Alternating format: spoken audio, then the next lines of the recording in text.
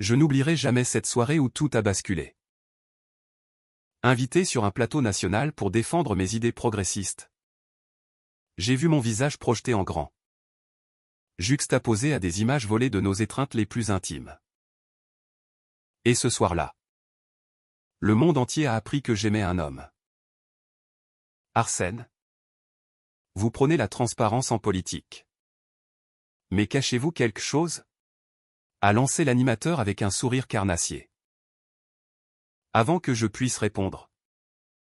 Le montage a démarré, nos baisers volés. Nos mains enlacées. Et la voix off qui murmurait, hypocrisie. Le public a hurlé.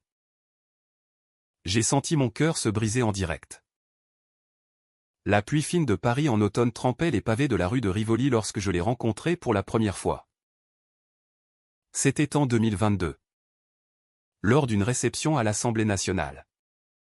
Ces soirées où les ambitions se masquent derrière des verres de champagne et des sourires polissés. J'étais Arsène Duval. Député montant de la gauche modérée. Connu pour mes discours enflammés sur l'égalité et la justice sociale. À 30 ans. J'avais déjà gravi les échelons avec une détermination farouche. Cachant derrière mon assurance une solitude qui me rongeait depuis l'adolescence. Benjamin Lambert est entré dans la salle comme une bourrasque de fraîcheur provençale. Journaliste indépendant. 28 ans. Originaire d'Aix-en-Provence. Il avait ses cheveux châtains légèrement ébouriffés. Ses yeux verts qui semblaient lire au-delà des mots. Il couvrait les affaires politiques pour un magazine en ligne. Et ce soir-là, il m'approcha avec un bloc-notes à la main. Monsieur Duval, votre dernier discours sur la réforme fiscale était brillant. Mais ne craignez-vous pas que vos idéaux soient trop utopiques ? Demanda-t-il. Un sourire en coin qui fit vaciller ma garde. Je ris. Pour la forme. L'utopie est le moteur du progrès. Monsieur Lambert. Sans elle, nous serions encore au Moyen Âge. Nous parlâmes longtemps. Oubliant la foule autour de nous. Il avait cette façon de poser des questions qui touchaient l'âme. Pas seulement la surface. Je lui confiai mes doutes sur le système. Mes nuits blanches à rédiger des amendements. Il me parla de son enfance dans le Sud. De son père ouvrier qui votait toujours à gauche. De sa mère enseignante qui lui avait appris à questionner le monde. À la fin de la soirée. Sous les lumières tamisées du hall. Il me tendit sa carte. Si vous avez besoin d'un entretien exclusif. Je la pris. Nos doigts se frôlant un instant de trop. Ce fut le début. Les semaines suivantes furent un tourbillon. Nous nous revîmes sous prétexte professionnel, un café près du Sénat. Un dîner dans une brasserie du Marais. Benjamin avait cette intensité tranquille. Cette écoute qui me désarmait. Moi. Habitué à la méfiance des couloirs du pouvoir. Je me surpris à lui ouvrir des pans de moi que je gardais scellés. Un soir de novembre. Après une séance houleuse à l'Assemblée. Je l'appelai. J'ai besoin de décompresser. Viens. Il arriva chez moi. Dans mon appartement haussmannien du 7e arrondissement. Avec une bouteille de vin rouge de Provence. Nous bûmes sur le balcon. Regardant les lumières de la tour Eiffel scintiller au loin. La conversation dériva de la politique à la vie personnelle. Et toi? Arsène? Une compagne? Des enfants en projet? Demanda-t-il doucement. Je hésitai. Le silence s'étira.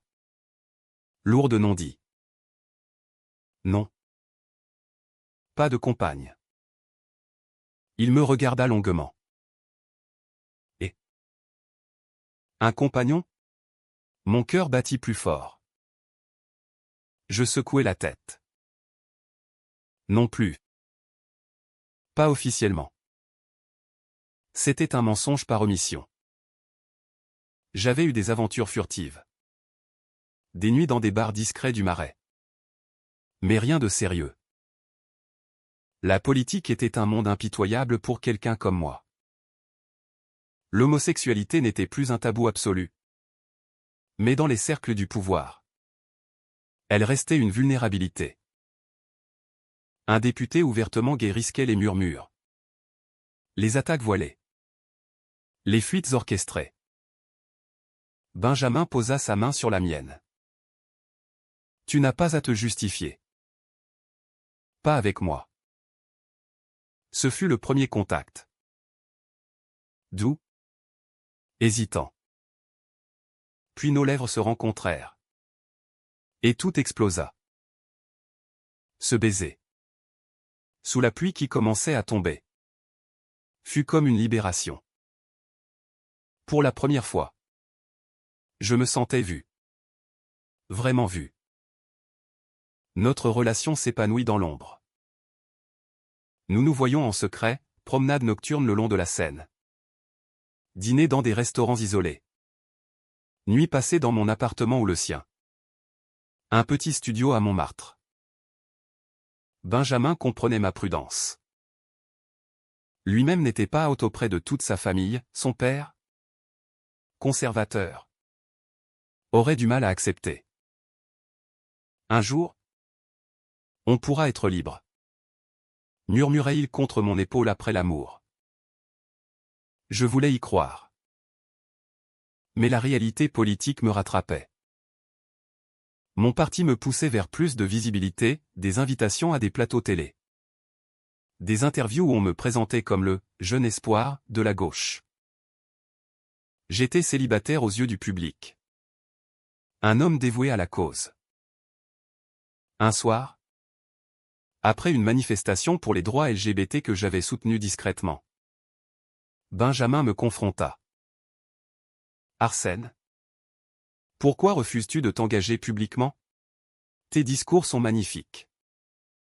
Mais toi, tu restes dans l'ombre. Je soupirai. Ce n'est pas si simple. Une campagne se prépare. Si ça sort maintenant, ils me crucifieront. Attends encore un peu. Il acquiesça. Mais je vis la douleur dans ses yeux. La première fissure. Les mois passèrent.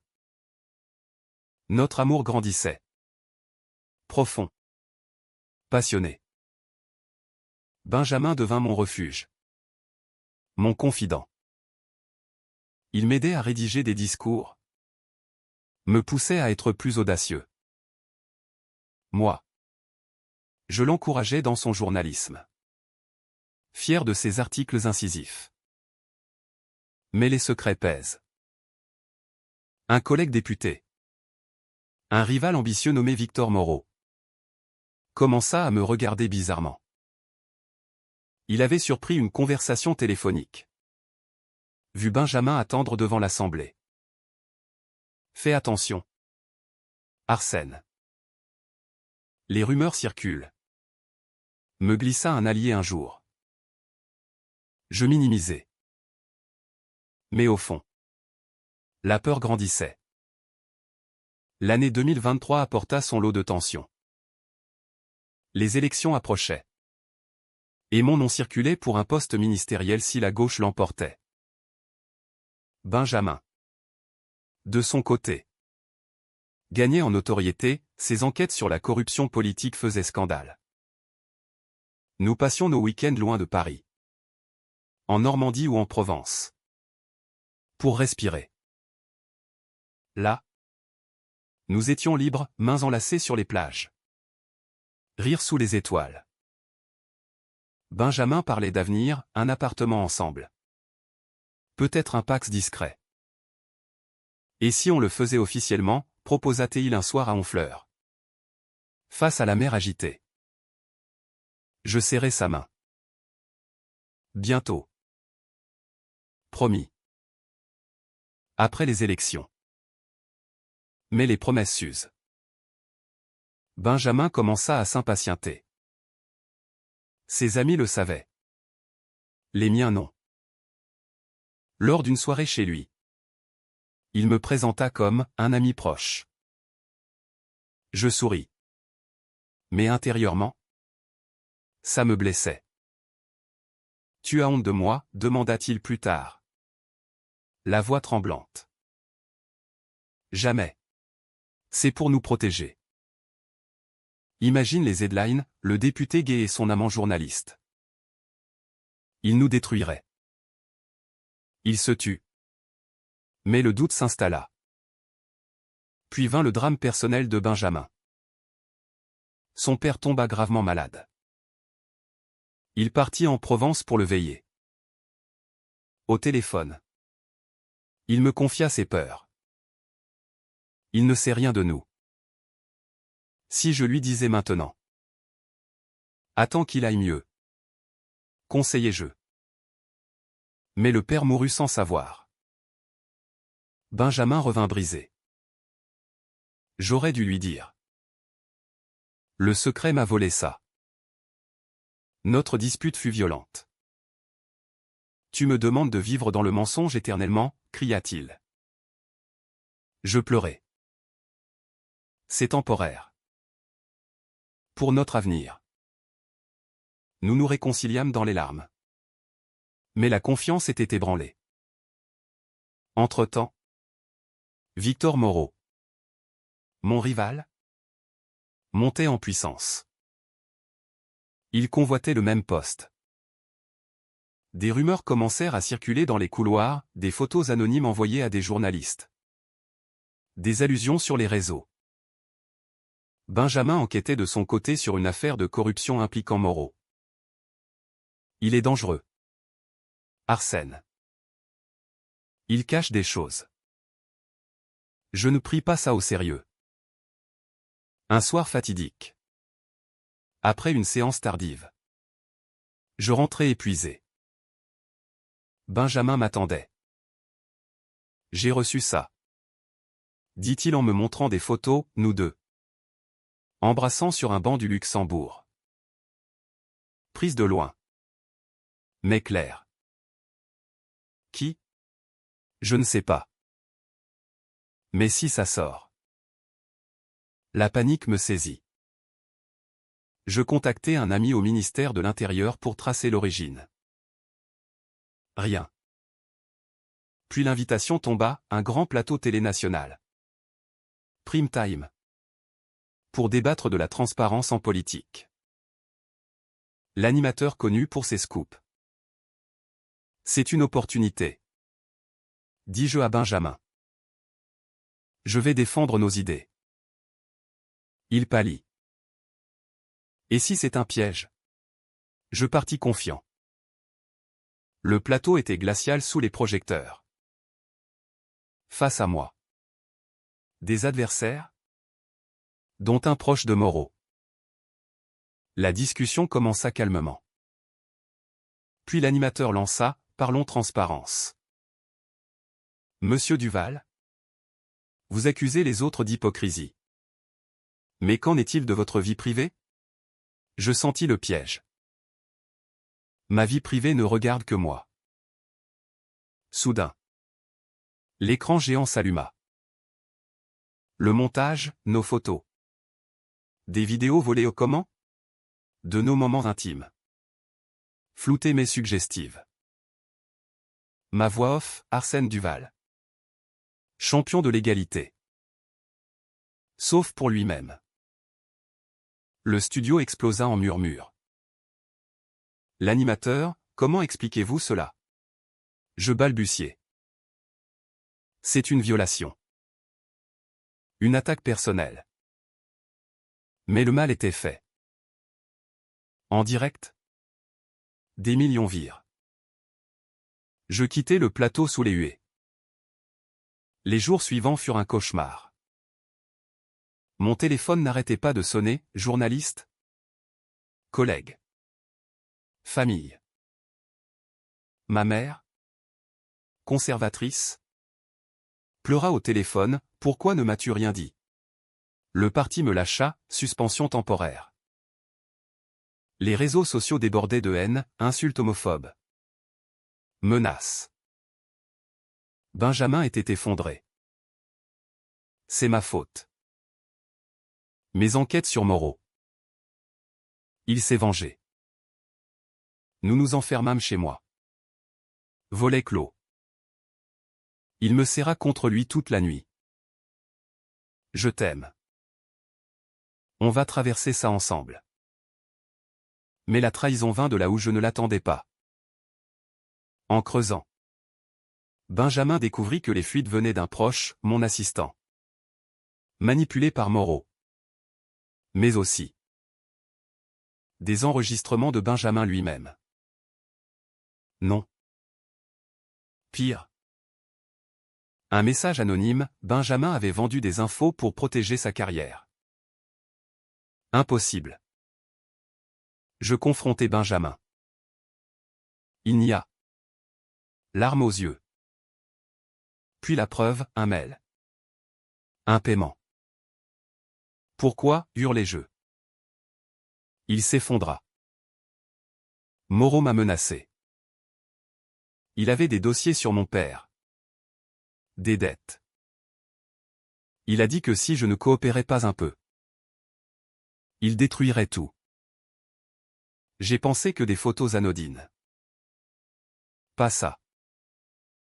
Je n'ai pas vendu le montage. Mais le doute empoisonna tout.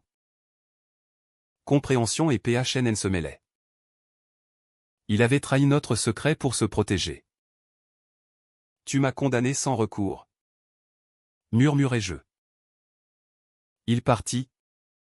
Brisé. Seul. Je affrontai la tempête.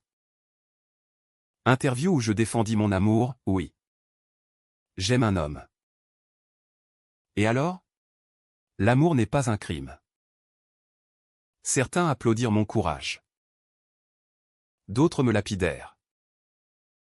Moreau gagna du terrain. Mais Benjamin, rongé par la culpabilité, publia une enquête explosive sur lui, corruption prouvée. Moreau tomba. L'hiver 2024 fut le plus froid de ma vie. Sans Benjamin, Paris semblait vide. Je démissionnai de mon poste, me retirant en Bretagne, dans une maison familiale isolée. Les nuits, je revivais tout, nos rires, nos disputes, la trahison. Il m'écrivit des lettres, je t'aime encore. Pardonne-moi. J'ai agi par peur. Comme toi avec tes secrets. Je ne répondis pas. Puis vint le scandale de Moreau, arrêté pour corruption. Benjamin avait tout risqué pour le faire tomber. Il apparut à ma porte. Amaigri. Yeux rougis. Arsène. Je le laissai entrer. Nous parlâmes des heures. La peur qui nous avait détruits. Les secrets qui nous avaient isolés. J'aurais dû tout dire dès le début. Avouai-je. Moi aussi. Mais l'amour mérite la vérité. Nous pleurâmes. Nous nous embrassâmes. Hésitants. La réconciliation fut lente. Douloureuse. Thérapie. Discussions infinies. Je fis mon coming out public. Dans une tribune, j'aime Benjamin. Et je suis fier. Le public, touché par l'histoire, nous soutint majoritairement. Aujourd'hui, en 2025, nous vivons ensemble à Paris. Je suis revenu en politique. Plus fort, défendant les droits LGBT avec ferveur. Benjamin écrit un livre sur notre histoire. Les cicatrices restent. Mais l'amour a triomphé. Sous la tour Eiffel, nous nous embrassons librement. La vie, malgré les trahisons et les montages cruels, nous a offert une fin humaine, l'acceptation, le pardon, l'amour vrai.